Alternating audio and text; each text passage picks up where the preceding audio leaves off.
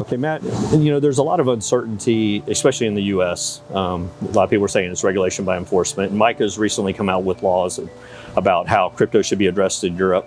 Can you explain in simple terms what a tokenized asset is for the viewers, and how those are going to be different from what people, I would say, consider just a cryptocurrency in general, like Bitcoin or Ethereum?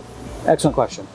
So a cryptocurrency is a blockchain structure which has an algorithmic decoding process, encryption process, hence crypto, which allows for we'll call it a chain to validate two wallets in a transaction between the two and then put them on a very large distributed ledger, multiplied ledger, and it's transparent. Now, that is, we'll call those are cryptocurrencies that are considered coins.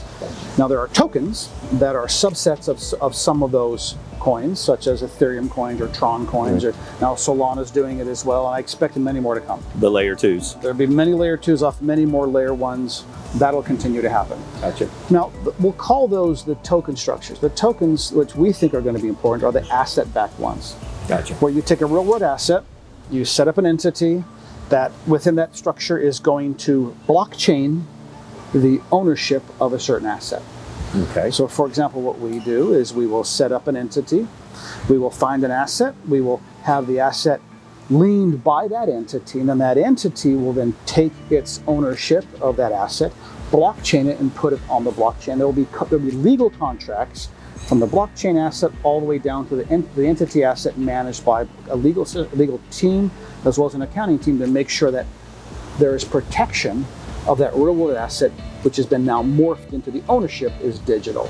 Plus you have the transparency, which is great. And transparency, which is legal. It's legal. And it's not, transparency doesn't just mean the blockchain. It means the actual asset itself, right? The registration statement, the board, the things that are necessary so an investor looks at can make a proper decision on should they buy it or not. They make their own decision, but for an investor to make that decision, they must have information.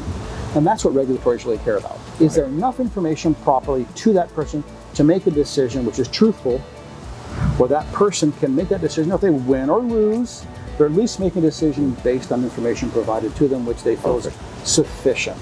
And that's the objective of T7X, unlike most crypto, which is, here we go. Yeah. We're back to buy. Buy a dog coin. No, ours will be, here it is. Here's the audits. Here's the legal disclosures. Here's all the disclaimers. Here's the registered filings.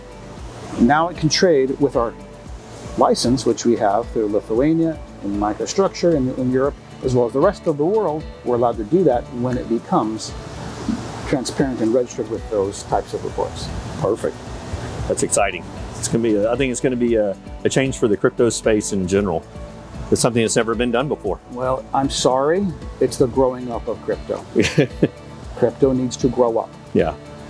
Well, we all know from the FTX and some of the other things that have happened in the past, we need more transparency in the market. Well, had FTX been audited, had FTX assets been audited, right, and had they been filing transactions with us, you know what? It probably could have been avoided.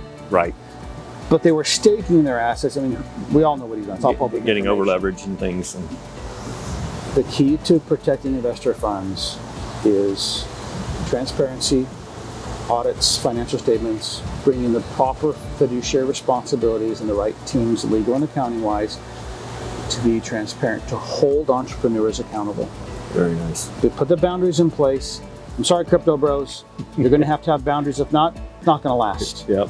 But if they adapt and they grow up, the vision and the future blockchain is achievable. If not, it's going to be a constant problem. It sounds to me like T7X is the only one that's going to be on board Yeah, and doing it right. One of our friends, who's actually part of our team, Ivan Khan, look Ivan up, he's done a ton of this stuff, and he said, Matt, he and I have been talking for 5 years. He's all, you know what? You're doing it right. Others are saying they're doing this way, but our team, Right. Pablo, Kevin, Warren, and all the team that's part of this, they've all run multiple public companies for many years. We know how to do it. I think it takes a lot of the fear out of the picture for an investor whenever they can look back at the history of the team.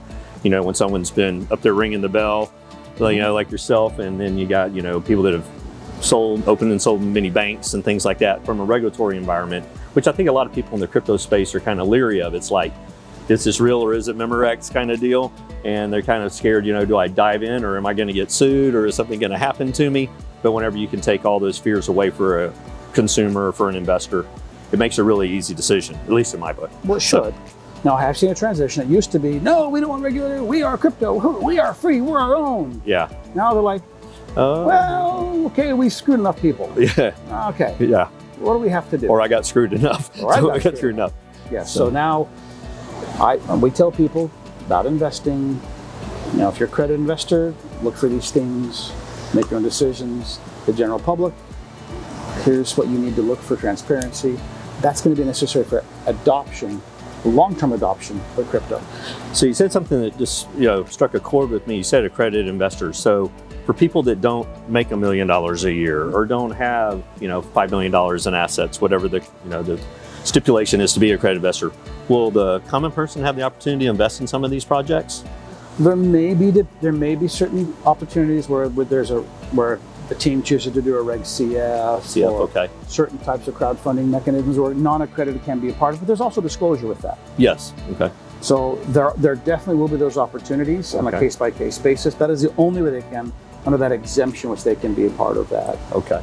That is a decision of the management team of the T7X and the actual issuer itself. So that'll be like you bring in a certain asset, the team will educate them, all the attorneys, everything will be provided, and then that team will make that decision if they're going to want to go up. to accredited or not. Or a combination. Yeah, but for the T7X, the transaction there, we will not touch an asset that hasn't gone through that process. Because if they've raised money and they haven't done it through that, can't come on. Gotcha. Can't be a part of it. Very good.